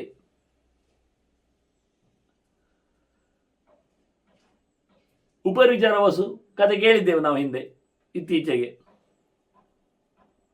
ಶಾಂತಿ ಪರ್ವದಲ್ಲಿ. ಋಷಿಗಳು ದೇವತೆಗಳು ಕೂತು ಯಜ್ಞ ಮಾಡಲಿಕ್ಕಿಂದ ಬಂದಾಗ ಭಾರತಕ್ಕೆ ಉಪರಿಚರವನ್ನು ಕಂಡು, ಅದಕ್ಕಿಂತ ಮೊದಲು ಬೃಹಸ್ಪತಿ ಆಚಾರ ಹೋಮ ಮಾಡಲಿಕ್ಕೆ ಹೋದಾಗ ಪಿಷ್ಟ ಪಶುವನ್ನು ತಯಾರಿಸಬೇಕು ಅಂತ ಹಿಟ್ಟು ಬರಲಿ ಅಂದಾಗ ಗಲಾಟೆ ಆಗಿತ್ತು. ಹಿಟ್ಟಿನ ಪಶು ಎಲ್ಲ ಬೇಡಪ್ಪ, ನಮಗೆ ಶುದ್ಧವಾದ ಆಡನ್ನೇ ಕಡಿಯಿರಿ, ಪ್ರತ್ಯಕ್ಷ ಪ್ರಾಣಿ ಬಲಿ. ಋಷಿಗಳು ಗಲಾಟೆ ಮಾಡಿದರು. ಬರುವ ರಾಜನಲ್ಲಿ ಕೇಳುವ ಅಂತ ಇಷ್ಟುಬಿಟ್ರು. ಅದು ಕೃತಯುಗ ವಾಸ್ತವವಾಗಿ. ಆಗ ಮಾಂಸದ್ದು ಕಥೆ ಇಲ್ಲ. ಆದರೂ ರಾಜ ಮೆಲ್ಲಕ್ಕೆ ಕೇಳಿಕೊಂಡ, ಯಾರ ಪಕ್ಷ ಯಾವುದು ಅಂತ. ಅದು ಪ್ರತ್ಯಕ್ಷ ಪ್ರಾಣಿ ಬಲಿ ಆಗಬೇಕು ಅಂತ ಅವರದ್ದು, ದೇವತೆಗಳದ್ದು. ನಮ್ಮದು ಅದು ಮತ್ತೆ ಹುಟ್ಟಿಬಾರದ ಕಾಳುಗಳು ಅನ್ನೋ ಅರ್ಥದಲ್ಲಿ ಅಜ ಶಬ್ದಕ್ಕಿರುವುದು ಅರ್ಥ ಅಂತ ಹೇಳಿ ಧಾನ್ಯಗಳಿಂದ ನಾವು ಹೇಳುವಂಥದ್ದು. ಇಲ್ಲಪ್ಪ, ಪ್ರತ್ಯಕ್ಷ ಕೊಡಬೇಕು ಅಂತ ಹೇಳಿಬಿಟ್ಟವ. ನೋಡಿ ಗಮ್ಮತ್ತು. ಉಪರಿಚಾರ ವಸುವಿನ ವ್ಯವಸ್ಥೆ. ಸುಳ್ಳು ಹೇಳಿದ, ಬಿದ್ದ, ನೆಲಲೋಕದಡಿಗೆ ಬಿದ್ದ. ನಾನು ಇತ್ತೀಚೆಗೆ ಅವನ ಬಗ್ಗೆ ಉದ್ಧಾರ ಮಾಡಿದ ಗರುಡನಿಂದ ಅವನ ಎತ್ತಿ ಹಾಕುವ ಕೆಲಸವನ್ನು ದೇವರು ಮಾಡಿದ ಚಿತ್ರ ಸುಗುಣದಲ್ಲಿ ಇತ್ತೀಚೆಗೆ ಅಂದರೆ 26 ಜನವರಿಯ ಇಶ್ವಿನಲ್ಲಿ ಅದನ್ನು ಚಿತ್ರ ಸಮೇತ ಕೊಟ್ಟಿದ್ದೇನೆ. ಹೇಗೆ ಗರುಡ ಅವನನ್ನು ಎತ್ತಿ ತಂದು ಮತ್ತೆ ಕಕ್ಷೆಯಲ್ಲಿ ನಿಲ್ಲಿಸ್ತಾನೆ, ಕಕ್ಷೆ ಅದರ ಮೇಲೆ ಹಾರಲಿಕ್ಕೆ ಬೇಕಲ್ಲ, ಪರಿಚಾರ ಅಲ್ಲ, ಹಾಗೆ ಮಾಡಿದ ದೇವರು ಹೇಳಿದೆ ಮಾಡಿದ ಅಷ್ಟೇ.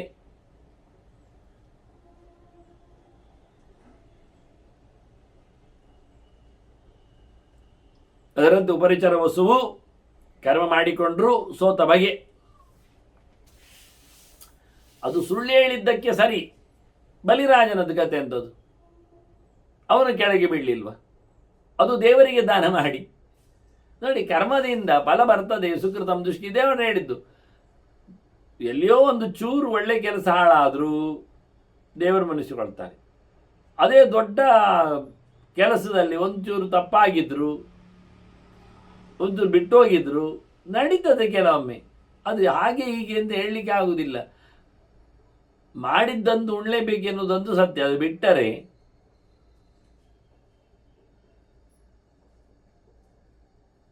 ಬಹಳ ಕಡಿಮೆ ವಾಸ್ತವವಾಗಿ. ಬಲಿರಾಜ ದಾನ ಮಾಡಿ ಸೋತ. ಅದರಿಂದ ಅತಿ ಎಲ್ಲ ಕಡೆಯಲ್ಲಿ ಬಿಡಬೇಕು ಅಂತ ಹೇಳಿಕೊಂಡಾಗಿ ಮಾತಾಡಿದರು. ಇನ್ನೊಂದು ವಿಷಯ ಹೇಳ್ತಾರೆ, ಶಕ್ರಸ್ಯಾತ ರೌತೋಪಸ್ಥೆ ಜನಮೇಜಯ ವಿಷ್ಠಿತ. ಯಾರು ಜನಮೇಜಯ ಹೇಳುವುದಿಲ್ಲ ಇಲ್ಲಿ, ಇಂದ್ರನ ರಥದಲ್ಲಿ ಕೂತ ಜನಮೇಜಯ ಅವ ದ್ವಿಜಸ್ತ್ರೀಣ ಮಧಂಕೃತ್ವ ಕಿಂದೈವೇನನ್ನ ನವಾರಿತ. ಅವನು ಬ್ರಾಹ್ಮಣ ಸ್ತ್ರೀಯರನ್ನು ಹತ್ಯೆ ಮಾಡಿದ. ಅವನಿಗೆ ದೈವಾನುಗ್ರಹ ಆಯ್ತಾ? ಇಂದ್ರ ರಥದಲ್ಲಿ ಕೂತರು ಸಹ ಆಗಲಿಲ್ಲ, ಅವನು ತಡೆದೇ ಹಾಕಿದೆ. ಅದೃಷ್ಟ ಲಾಭ ಆಗಲಿಲ್ಲ ಅವನಿಗೆ. ಇನ್ನೊಂದು ಕಡೆಯಲ್ಲಿ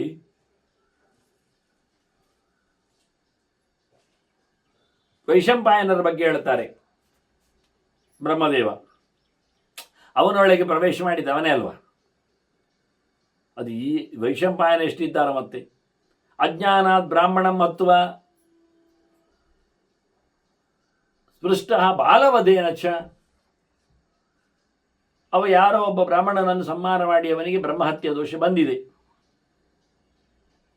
ಬೇರೆ ಉದ್ದೇಶದಲ್ಲಿ ವೈಶಂಪಾಯನ ಬ್ರಹ್ಮಹತ್ಯಾ ದೋಷದ ಕಥೆ ಎಲ್ಲ ನಮಗೆ ಯಾಜ್ಞವಲ್ಕ್ಯರ ಚರಿತ್ರೆಯಲ್ಲಿ ಬಂದಿದೆ. ಇದು ಬೇರೆ ಇರಬೇಕು.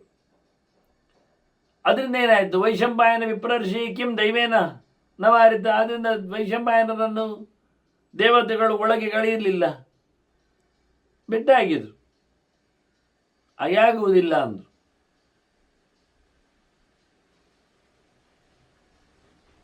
ಅದರಂತೆ ನೃಗರಾಜನ ಚರಿತ್ರೆ. ನೃಗ ಅದೇ ಮನೋವಂಶದಲ್ಲಿ ಬಂದ ಇಕ್ಷ್ವಾಕು ನೃಗ ಶರಿಯಾತಿ ಇಕ್ಷ್ವಾಕುವಿನ ಕಥೆ ಕೇಳಿದ್ದೇವೆ ನಾವು. ಶರಿಯಾತಿಯು ಬಂದಿದ್ದಾನೆ, ಅದರ ಮಧ್ಯೆಯಲ್ಲಿರೋ ನೃಗ ದಾನ ಮಾಡಿದ ಒಳ್ಳೆ ಕೆಲಸ. ಆದರೆ ಗೊತ್ತಿಲ್ಲದೆ ಅವನಿಗೆ ಮಾಡಿದ ದಾನವೇ ಇನ್ನೊಮ್ಮೆ ದಾನ ಮಾಡುವಾಗೆ ಬಂತು, ಸಿಕ್ಕಿಬಿತ್ತು. ಅವನಿಗೆ ಗೊತ್ತಿರಲಿಲ್ಲ. ಆದರೆ ಅವನು ಹುಡುಕಿದ. ಎರಡನೇ ಸರ್ತಿ ದಾನ ಪಡೆದವನು ಧನವನ್ನು ಕಳ್ಕೊಂಡು 1 ವರ್ಷ ಹುಡುಕಿದ. 1 ವರ್ಷದಲ್ಲಿ ಸಿಕ್ಕಿದ ಅವನಿಗೆ ಅವನ ಧನ. ಆದರೆ ಅವನು ಹೋಗಿ ಕೇಳುವಾಗ ಇನ್ನೊಬ್ಬ ಹೇಳ್ತಾನೆ, ಇದು ನನಗೆ ಕೊಟ್ಟದ್ದು. ಯಾರು? ನೃಗರಾಜ. ಮತ್ತೆ ನನಗೆ ಕೊಟ್ಟದ್ದು ಯಾವುದು? ನೃಗರಾಜ. ಇದ್ವೇ ಮತ್ತೆಂಥದ್ದು? ಹಾಗಾದ್ರೆ ಎಂತ ಮಾಡಿದವ? ಯೋಚನೆ ಮಾಡಿದ. ಬೇಡ ಮಾರೆ, ನಿಂಗೆ ತಗೊಂಡು ಹೋಗು ಅಂದ. ಬೇಡ, ನಿಂಗೆ ಕೊಟ್ಟಿದ್ದಾನೆ, ನಿಂಗೆ ಇರಲಿ ಅಂದ. ಹೀಗಾಗಿ ಇಬ್ಬರು ಸಹ ಗಲಾಟೆ ಶುರು ಮಾಡಿದರು. ರಾಜನಲ್ಲಿಗೆ ಬಂದರು. ನೃಗರಾಜನಲ್ಲಿಗೆ, ನೀನು ಮೋಸ ಮಾಡಿದ್ದಿ, ಧನವನ್ನು ನನಗೆ ಕೊಟ್ಟದ್ದು ಅದು ಇನ್ನೊಬ್ಬರಿಗೆ ನೀನು ಕೊಟ್ಟಿದ್ದಿ ಹಿಂದೆ 1 ವರ್ಷದ ಕೆಳಗೆ. ನಾನು ಅದನ್ನು ಹುಡುಕಿಬಿಟ್ಟೆ ಈಗ. ಹೌದಾ? ನನಗೆ ಗೊತ್ತಿರಲಿಲ್ಲ. ಅದು ನನ್ನ ಮಂದೆಗೆ ಮತ್ತೆ ಒಂದು ಸೇರಿರಬಹುದು ಅಭ್ಯಾಸ ಬಲದಲ್ಲಿ. ನಾನು ತಿಳಿಯದೆ ದಾನ ಮಾಡಿದ್ದನ್ನು ಮಾಡಿರ್ಬೋದು. ನಾನು ತಪ್ಪೆನಿಸಿದ್ದೇನೆ. 2ನೇ ಸತಿ ಕೊಟ್ಟದ್ದು ನಾನು ತಪ್ಪು. ಕೊಟ್ಟದ್ದನ್ನು ಕೊಡಬಾರ್ದಿತ್ತು. ನಿಮಗೆ ಅದರ ಬದಲಿಗೆ ನಾನು 100 ಬೇರೆ ದಾನವನ್ನು ಕೊಡ್ತೇನೆ, ದಾನ ಮಾಡುತ್ತೇನೆ ಅಂದ. ಬ್ರಾಹ್ಮಣ ಕೇಳಲಿಲ್ಲ. ಅದು ಕೊಟ್ಟದ್ದು ಅದುವೇ ಕೊಟ್ಟದ್ದು, ಮತ್ತು ಬೇರೆ ಕೊಟ್ಟದ್ದಾಗ್ತದ? ಅದು ಹೇಗೆ ಕೊಟ್ಟದ್ದು? ನೀನು ಇನ್ನೊಬ್ಬರಿಗೆ ಕೊಟ್ಟದನ್ನು ಗೊತ್ತಿಲ್ಲದೆ ಅದಾಗುವುದಿಲ್ಲ. ಕೊನೆಗೆ ಮೊದಲು ಕೊಟ್ಟವನಿಗೆ ಮೋಸ ಆಯ್ತಲ್ಲ ಈಗ ಹೇಳಿ ಅವನಿಗೆ ಕೊಡುವ ಅಂತ ಒಂದಿಷ್ಟು ದನಗಳ ಬಗ್ಗೆ ಮಾಡಿದರೆ ಅವನು ಹೇಳ್ತಾನೆ, ಇಂಥದ್ದೆಲ್ಲ ನನಗೆ ಆಗುವುದಿಲ್ಲ ಅಂತಾನೆ, ಅದು ಪ್ರಯೋಜನ ಇಲ್ಲ ಅಂತಾನೆ. ನಿಜ ಅವನದೇನಾಗಲೇ ಇಲ್ಲಿ, ಆದರೂ ಪ್ರಯೋಜನ ಇಲ್ಲ ಅಂತ. ನನಗೆ ಒಮ್ಮೆ ಬಂದಾಯ್ತಲ್ಲ, ಇದು ಗೊತ್ತಿಲ್ಲದೆ ಕೊಟ್ಟದ್ದು ಸಹ ನನಗೆ ಕೊಟ್ಟದ್ದಲ್ಲ, ನಾನು ಕೊಡ್ಲಿಕ್ಕೆ ಬರುವುದಿಲ್ಲ ಅಂತ. ನನಗೂ ಕೊಟ್ಟದ್ದು ಬೇಡ ಅಂತ ಬಿಟ್ಟು ಹೋಗ್ತಾನವ. ಇವನು ಅವನಿಗೆ ಕೊಟ್ಟದ್ದು ನನಗೆ ಬೇಡ ಅಂತ ಬಿಟ್ಟು ಹೋಗ್ತಾನೆ. ಇವನಿಗೆ ಅವನಿಗೆ ಕೊಟ್ಟದ್ದು ಬೇಡ, ಅವನಿಗೆ ಇವನಿಗೆ ಕೊಟ್ಟದ್ದು ಬೇಡ. ಮೊದಲು ಅವನಿಗೆ ಕೊಟ್ಟಿದ್ದೆ ಮತ್ತು ಇವನಿಗೆ ಕೊಟ್ಟಿದ್ದೆ ಹೇಳಿ ಇಬ್ಬರು ಬಿಟ್ಟು ಹೋಗ್ತಾರೆ. ಹೀಗಾಗಿ ನೃಗನಿಗೆ ಒಂದು ವಿಚಿತ್ರವಾದಂಥ ಧರ್ಮ ಸಂಕಟದಿಂದಾಗಿ ಅವನು ಓದಿ ಅಂದರೆ ಬ್ಲಡ್ ಸರ್ಕಾರ ಆಗಿ ಬೀಳ್ತಾನೆ. ಅದು ಮತ್ತೆ ಕೃಷ್ಣನಿಂದ ಉದ್ಧಾರ ಆಗ್ತಾನೆ ಬಿಡಿ.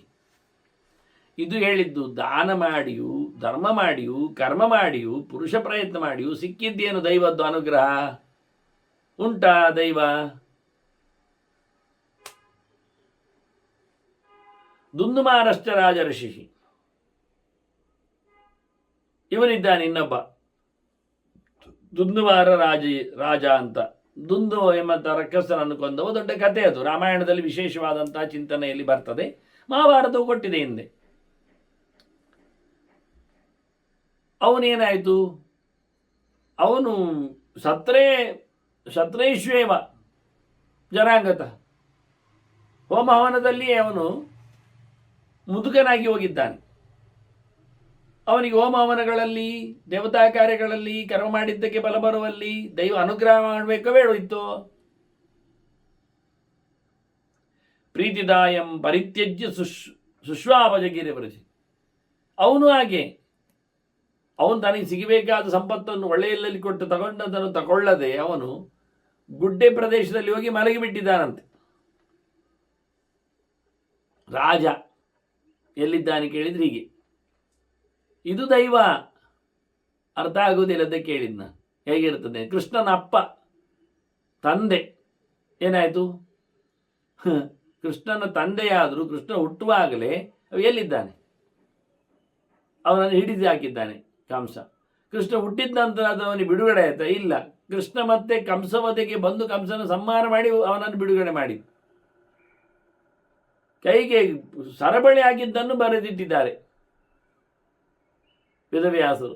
ಲೋಹ ಶೃಂಗಗಳನ್ನೆಲ್ಲ ಹಾಕಿದ್ದಾನೆ ಅಂತ ಮನೆಯಲ್ಲಿ ಕೂಡಿ ಆಗಿದ್ದು. ಮತ್ತೆಯೂ ಗೊತ್ತಾದ ಬಳಿಕ ನಾರದರು ಹೇಳ್ತಾರೆ, ಇವನ ಮಗ ಹೌದೇ, ವಸುದೇವನ ಮಗ 8ನೇವ ಇದ್ದಾನೆ ಹೇಳಿ. ವಸುದೇವ ದೇವಕಿಯರನ್ನಾಗಲಿ ಉಗ್ರಸೇನನ್ನಾಗಲಿ ಕಂಸ ಎಲ್ಲರನ್ನೂ ಬಂದೋಬಸ್ತಿನಲ್ಲಿ ಇಟ್ಟುಬಿಟ್ಟಿದ್ದಾನೆ. ಅವರ ಸ್ವಾತಂತ್ರ್ಯವನ್ನು ಕದ್ದಿದ್ದಾನೆ. ಹಾಗಾಗಿ ದೈವ ಅವರು ಎಷ್ಟು ಸಾವಿರಗಟ್ಟಲೆ ವರ್ಷ ತಪಸ್ಸು ಮಾಡಿದವರು ಕೃಷ್ಣ ಮಗನಾಗಬೇಕು ಅಂತೇಳಿ. ಎಂಥ ಆಟ ಇರ್ತದೆ ಗೊತ್ತಿಲ್ಲದೆ ಕೇಳಿದ್ದು ವಾಸ್ತವವಾಗಿ ಹೇಗಿರ್ತದೆ ಅಂತ. ಪಾಂಡವರ ಕಥೆ ಹೇಳ್ತಾನೆ ಬ್ರಹ್ಮದೇವ. ಇಲ್ಲಿ ಭೀಷ್ಮರು ಅದನ್ನು ಬ್ರಹ್ಮದೇವ ಹೇಳಿದ್ದಿಂದ ಗೆರೆಯನ್ನು ಹಾಗೆ ಹೇಳಿಬಿಡ್ತಾರೆ ಅವರು. ಪಾಂಡವರೆಂಥದ್ದು ಸೋತು ಮತ್ತೆ ಪಡೀಲಿಲ್ವ ಸಂಪತ್ತನ್ನು? ಪ್ರಯತ್ನಪೂರ್ವಕವಾಗಿ ಆ ಸಂಪತ್ತನ್ನು ಸೋದವರು ಎಲ್ಲ ಹೋಗಿದೆ ಅವರದ್ದು, ಮತ್ತೆ ಸಿಕ್ಕಿದೇ ಇಲ್ವಾ ರಾಜ್ಯ ಅವರಿಗೆ?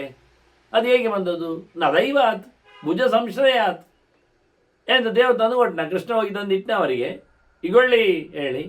ಇಲ್ಲ, ಮತ್ತೆ ಅವರು ತಮ್ಮ ತೋಳಿನ ತಾಕತ್ತಿನಲ್ಲಿ ಪಡೆದದ್ದು. ನೋಡಿ ಹೇಳ್ತಾನೆ, ಪುರುಷ ಪ್ರಯತ್ನ ಇಲ್ಲದಿದ್ದರೆ ದೈವ ಬರುವುದಿಲ್ಲ. ಇಷ್ಟು ವಿಷಯ. ಅರ್ಜುನ ಯುದ್ಧ ಮಾಡದಿದ್ದರೆ ಕೃಷ್ಣ ಸಾರಥ್ಯ ಮಾಡಲಿಕ್ಕೆ ಉಂಟಾ? ಇಲ್ಲವೇ ಇಲ್ಲ. ಅರ್ಜುನ ಹೋರಾಡ್ತೇನೆ ಅಂತ ಮತ್ತೆ ಕೊನೆಯಲ್ಲಿ ನಷ್ಟೋ ಮೋಹ ಸ್ಮೃತಿಲ್ಲಬ್ಧ ಅಂತೇಳಿ ಆಗ ಅವನಿಗೆ ಖುಷಿ ಆಯಿತು ಕೃಷ್ಣನಿಗೆ. ಅವಾಗ ಚಾಟಿ ಹಿಡ್ಕೊಂಡ ಹೋಗುವ ಅಂತೇಳಿ ಶುರು ಮಾಡಿದ ಕುದುರೆಗೆ ಹೊಡಿಲಿಕ್ಕೆ. ಓಯ್ ಹೇಳಿ ಹೇಗೆ ಉಂಟು? ಆದ್ದರಿಂದ ನಾವು ಪ್ರಯತ್ನ ಪಡೆದೆ ದೇವರು ಬರುವುದಿಲ್ಲ. ನಾವು ಎದ್ದು ನಿಂತರೆ ದೇವರು ನಮಗೆ ಬರ್ತೇನೆ ಅಂತ ಹೊರಡ್ತಾನೆ. ನಾವು ಕೂತೆ ಬಿಟ್ಟರೆ ಆಯಲಾಯಕಡು ಕುಳ್ಳುದು ಹೇಳಿ ಸುಮ್ಮನೆ ಇರ್ತಾನೆ ದೇವರು. ಎದ್ದದಕ್ಕೂ ಅಲ್ಲ ಆಡೋದಿಲ್ಲ ಅವನು, ಎಲ್ಲೇ ಇರ್ತಾನೆ, ನಿದ್ದೆ ಮಾಡಿಬಿಡ್ತಾನೆ ಮನೆಗೆ. ದೇವರಿಗೆ ನಿದ್ದೆ ಬರುವುದಿಲ್ಲ, ಮಲಗಿ ಬಿಡ್ತಾನೆ. ಅದನ್ನ ಪಾಂಡವರು ಸಹ ತಮ್ಮ ಪೌರುಷವನ್ನು ತೋರಿಸಿದ್ದಕ್ಕೇನೆ ದೇವರ ಅನುಗ್ರಹದಿಂದ ರಾಜ್ಯಭಾರ ಆಯ್ತವರದ್ದು. ಉಂಟಲ್ಲ ಹೋಯ್ತಲ್ಲ ತಪ್ಪು ಅಂತ ಎಲ್ರಿಗೂ ಗೊತ್ತುಂಟಲ್ಲ, ಬಂದರೆ ಬರ್ತದೆ, ಬಾರದಿದ್ದರೆ ಅವರು ಹಾಳಾಗಿ ಹೋಗಿ ಸಾಯ್ತಾರೆ. ಹೇಳಿದರೆ ಯಾವತ್ತು ಸಾಯ್ತಾರೆ ಅವರು? ಹಾಳಾಗಿ ಹೋಗಿ. ಅವು ಜಪ ಮಾಡ್ತಾನೆ ಇದ್ದಾನೆ 3000 ಮಂತ್ರ. ದುರ್ಯೋಧನ ಸಾಯುವುದೇ ಇಲ್ಲ, ಉಳಿದವರನ್ನು ಸಾಯಿಸ್ಲಿಕ್ಕೂ ಬಿಡುವುದಿಲ್ಲ, ಸಾಯಲಿಕ್ಕೂ ಬಿಡುವುದಿಲ್ಲ. ಆದ್ದರಿಂದ ನಾವು ಹೋಗಿ ಪ್ರಯತ್ನ ಪಟ್ಟು ಅವರನ್ನು ಸೊಂಟ ಮುರಿದು ಇನ್ನುಂಟ ಹೇಳ್ತೀಯಾ? ಇಲ್ಲ, ಹೇಳಿದ ನಂತರವೇ ರಾಜ್ಯವನ್ನು ನಮ್ಮದಾಗಿಸಿಕೊಳ್ಳುವ ಕ್ರಮ ನೋಡಿ. ಋಷಿಗಳು ನೋಡಿ, ಶಾಪ ಆಗುವುದಿಲ್ಲ, ಆಗ್ತಾರೆ. ಎಂತ ಶಾಪ ಆಗೋದು? ಗಮ್ಮತ್ತಿಗೆ ಆಗ್ತಾರ? ಕೈಯಲ್ಲಿ ಎಂತ ಉಂಟು ಅವರಿಗೆ ಶಾಪ ಆಗಲಿಕ್ಕೆ? ಅವರ ಹತ್ರ ಸಿದ್ಧಿ ಉಂಟು, ಸಿದ್ಧಿಗೆ ತಪಸ್ಸುಂಟು, ತಪಸ್ಸಿಗೆ ನಿಯಮ ಉಂಟು, ನಿಯಮಕ್ಕೆ ಕೂದಿದ್ದಾರೆ, ಮೌನ ಮಾಡಿದ್ದಾರೆ. ಮತ್ತೆ ಕರ್ಮದಿಂದಲೇ ಶಾಪ ಆಗುವುದು. ಅವರ ಕರ್ಮ ಯಾವುದು? ತಪಸ್ಸು. ತಪೋ ನಿಯಮಯುಕ್ತ ಹಿ ಮುನಯ ಸಂಶಿತ ವ್ರತ. ಎಂತೆಲ್ಲ ವ್ರತ ಮಾಡ್ತಾರೆ ಮಾರ್ಯಾರೆ. ಕಾಲ್ತುದಿಯಲ್ಲಿ ನಿಲ್ಲುವುದೇನು, ಐದಗಿನ ನಡುವೆ ನಿಲ್ಲುವುದೇನು, ಬಿದ್ದೆಯಲ್ಲಿ ತಿನ್ನುವುದೇನು, ಹರಿವ ನೀರಿಗೆ ಬಾಯಿ ಹಾಕುವುದು ಹೇಗೆ, ಇಂಥ ನಮೂನೆಗಳೆಲ್ಲ ಇಂಥ ನಿಯಮಗಳಿಂದ ಕಠೋರವಾದ ತಪಸ್ಸು ಮಾಡಿದ್ದರಿಂದಲೇ ಅವರಿಗೆ ಶಾಪ ಕೊಡುವ ಸಾಮರ್ಥ್ಯ ಬಂದದ್ದು. ಕಿಂತೆ ದೈವಬಲಾದ ಶಾಪಂ ಉತ್ಸೃಜಂತೆ ನ ಕರ್ಮಣ. ಅವರೇನು ದೇವರು ಕೊಟ್ಟ ಬದುಕಿನಲ್ಲಿ ಶಾಪ ಹಾಕುವುದಾ? ಇಲ್ಲ ಎಂಥದಿಲ್ಲ. ಅವರು ತಪಸ್ಸು ಮಾಡಿದ್ದಾರೆ, ಆದ್ದರಿಂದ ಆ ತಪಸ್ಸು ಮಾಡಿದವ ಎಂತ ಹೇಳಿದ್ರು ಕೆಲಸ ಆಗ್ತದೆ ಅಂತ ಉಂಟು ಅಷ್ಟೆ. ಮತ್ತು ಕೆಲವೊಮ್ಮೆ ಕೆಲಸ ಆಗುವುದಿಲ್ಲ ಆದರೆ ಮತ್ತೆ ಪುನಃ ತಪಸ್ಸು ಮಾಡಿ ಬರಬೇಕಾಗ್ತದೆ. ಅವರು ಬ್ಯಾಟ್ರಿ ಚಾರ್ಜ್ ಮಾಡಿಕೊಂಡ್ರೆ ಮಾತ್ರ ಮತ್ತೆ ಕೆಲಸ ಆಗುವ ಹಾಗೆ. ಅದರಿಂದ ಋಷಿಗಳು ಸಹ ದೇವರ ಆಶ್ರಯವನ್ನು ಪಡೆದು ಶಾಪ ಕೊಟ್ಟಿದ್ದರು. ಅದರ ಬೆನ್ನ ಹಿಂದೆ ಅವರ ವ್ರತ ನಿಯಮಗಳು, ತಪಸ್ಸುಗಳೆಲ್ಲ ಕೆಲಸ ಮಾಡಿವೆ. ಎಲ್ಲರೂ ಲೋಕದಲ್ಲಿ ನೋಡಿ ತಪ್ಪನ್ನು ಬಿಡ್ತಾರೆ. ಪಾಪಮುತ್ಸೃಜತೆ ಲೋಕೆ ಸರ್ವಂ ಪ್ರಾಪ್ಯ ಸುದುರ್ಲಭಂ. ಬಹಳ ಕಷ್ಟ, ಬಿಡಲಿಕ್ಕೆ ಬರುವುದಿಲ್ಲ ಕೆಟ್ಟ ಕೆಲಸವನ್ನು. ಆದರೂ ಜನರು ಅದನ್ನೆಲ್ಲ ಬಿಟ್ಟಿರ್ತಾರೆ. ಯಾಕೆ? ಎಂಥ ಪಾಪ ಅದು? ಲೋಭ ಮೋಹ ಸಮುತ್ಪನ್ನ,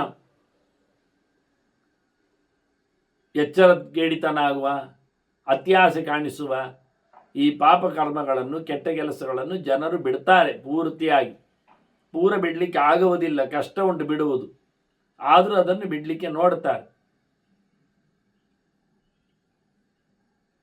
ಬಿಡದೆ ಹೋದರೆ ಮುಳುಗಿ ಹೋಗ್ತಾರೆ. ನದೈವಂ ತ್ರಾಯತೆ ನರರು. ಕಷ್ಟಪಟ್ಟು ಬಿಡಲಿಕ್ಕೆ ಹೊರಟವನನ್ನು ದೇವರ ರಕ್ಷಣೆ ಮಾಡಲಿಕ್ಕೆ ಹೋಗುವುದಿಲ್ಲ. ಹಾಗಿರುವಾಗ ಬಿಡದವನನ್ನು ಹೇಗೆ? ಅದನ್ನು ಲೋಭಮೋಹ ಸಮಾಪನ್ನಂ ನದೈವಂ ತ್ರಾಯತೆ. ಕಷ್ಟದಲ್ಲಿ ಬಿಡಲಾಗದ ಸಂಗತಿಯನ್ನು ಬಿಟ್ಟಿರದವ ಪಾಪಿಯಾದವ, ಲೋಭಕ್ಕೆ ಮೋಹಕ್ಕೆ ಒಳಗಾದವ. ಇದೆಲ್ಲ ಬಹಳ ಚಂದವಾದ ಚಿಂತನೆಗಳು. ಕಾಮಾದಿಗಳಿಗೆ ಬಲಿಯಾಗುವ ವಿಧಾನಗಳಲ್ಲಿ ಇವಕ್ಕೆಲ್ಲ ಕಾರಣ ಪುರುಷರಾಗಿ ನಿಂತವರೆಲ್ಲ, ಉದಾಹರಣೆ ಬರುವವರೆಲ್ಲ ಜಯ ವಿಜಯರೇ ವಾಸ್ತವವಾಗಿ. ಅದು ನನ್ನ ರಾಮನವಮಿಯ ಕೆಲವು ಚಿಂತನೆಗಳಲ್ಲೆಲ್ಲ ಬಂದಿವೆ ನೋಡಲಿಕ್ಕೆ ಬರುವವರಿಗೆ. ಹೀಗೆ ಬಹಳ ಸುಂದರವಾಗಿ ಭಗವಂತ ಸುಮ್ಮನೆ ಯಾರನ್ನು ಸಹ ಎತ್ತಿ ಹಿಡಿಯುವುದಿಲ್ಲ.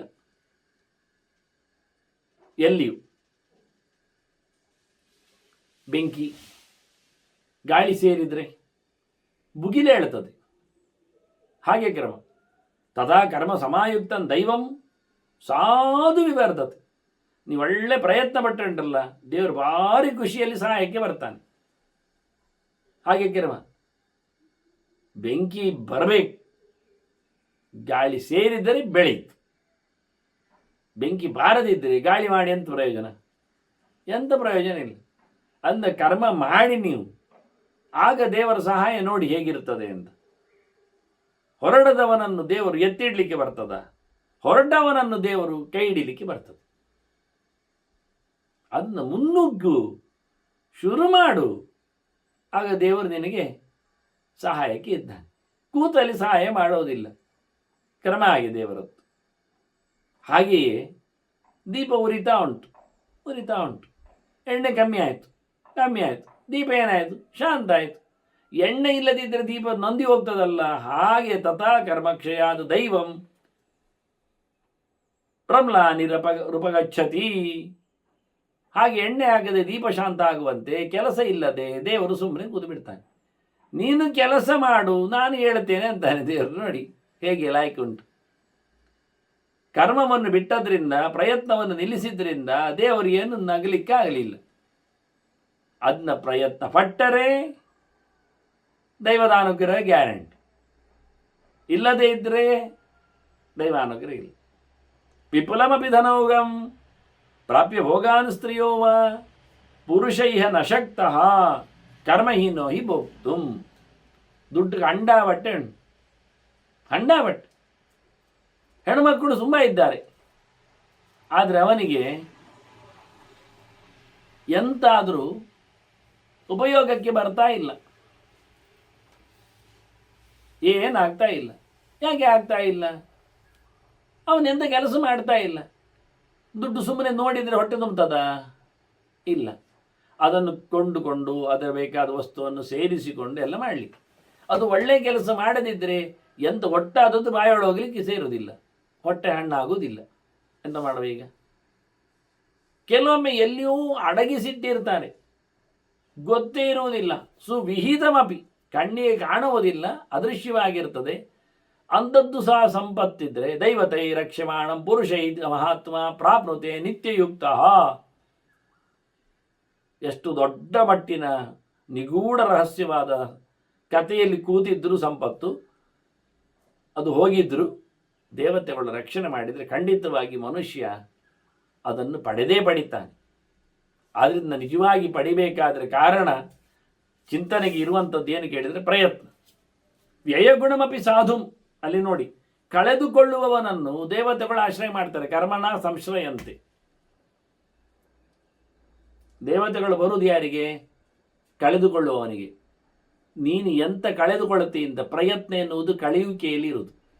ದಾನ ಮಾಡು, ದೇವರು ತುಂಬಿಸ್ತಾರೆ. ನಾವು ಬಾವಿಯನ್ನು ನೋಡಿದ್ದೇವೆ ಹಿಂದೆ. ನೀನು ಮುಂದುವರಿ, ನಾವು ಹಿಂದೆ ಇದ್ದೇವೆ ಅಂತ. ಆದ್ದರಿಂದ ಬಹುತರ ಸುಸಮೃದ್ಧ ಮಾನುಷಾಣ ಗೃಹಾಣಿ ಪಿತೃವನ ಭವನಾಭಂ ದೃಶ್ಯತೆ ಅಸುರಂ ಚಾಸುರಾಣ ಚಾಮರಾಣ. ವಾಸ್ತವವಾಗಿ ದೇವತೆಗಳು ಮಸಣದಂತೆ ನೋಡ್ತಾರೆ ಮನುಷ್ಯನ ಮನೆಯನ್ನು. ಎಲ್ಲ ಒಟ್ಟಾಗಿದ್ದಾನೆ, ಒಟ್ಟುಂಟು, ಎಲ್ಲ ಉಂಟು, ಗೌಜೇ ಗೌಜಿ. ಎಂಥದ್ದು ಒಳ್ಳೆಯ ಕೆಲಸವೇ ಇಲ್ಲ, ಮಾಡೋದೇ ಇಲ್ಲ, ಪ್ರಯತ್ನವೇ ಇಲ್ಲ. ಪ್ರಯತ್ನ ಇಲ್ಲದ, ಭಗವದೆಡೆಗೆ ದೃಷ್ಟಿ ಇಲ್ಲದ ಯಾವುದೇ ಸಂಪತ್ತುಗಳಿಗೂ ದೇವರ ಬೆಂಬಲ ಇಲ್ಲ. ಅದೇ ಎಲ್ಲವನ್ನು ಕಳೆದುಕೊಳ್ಳುವವನಿಗೆ, ದುಡಿಸಿಕೊಳ್ಳುವವನಿಗೆ ಎಲ್ಲ ಹಿಂದೆ ಭಗವಂತನ ಪೂರ್ಣವಾದ ರಕ್ಷೆ, ಬೆಂಬಲ ಇದೆ ಅನ್ನುವ ಚಿಂತನೆಯೊಂದಿಗೆ ಇನ್ನೂ ಕೆಲವು ಮಾತುಗಳ ಬ್ರಹ್ಮನ ಮಾತುಗಳು ಉಳಿದಿವೆ, ಒಂದೆರಡು. ಅವುಗಳ ಚಿಂತನೆಯೊಂದಿಗೆ ಮತ್ತೆ ನಾವು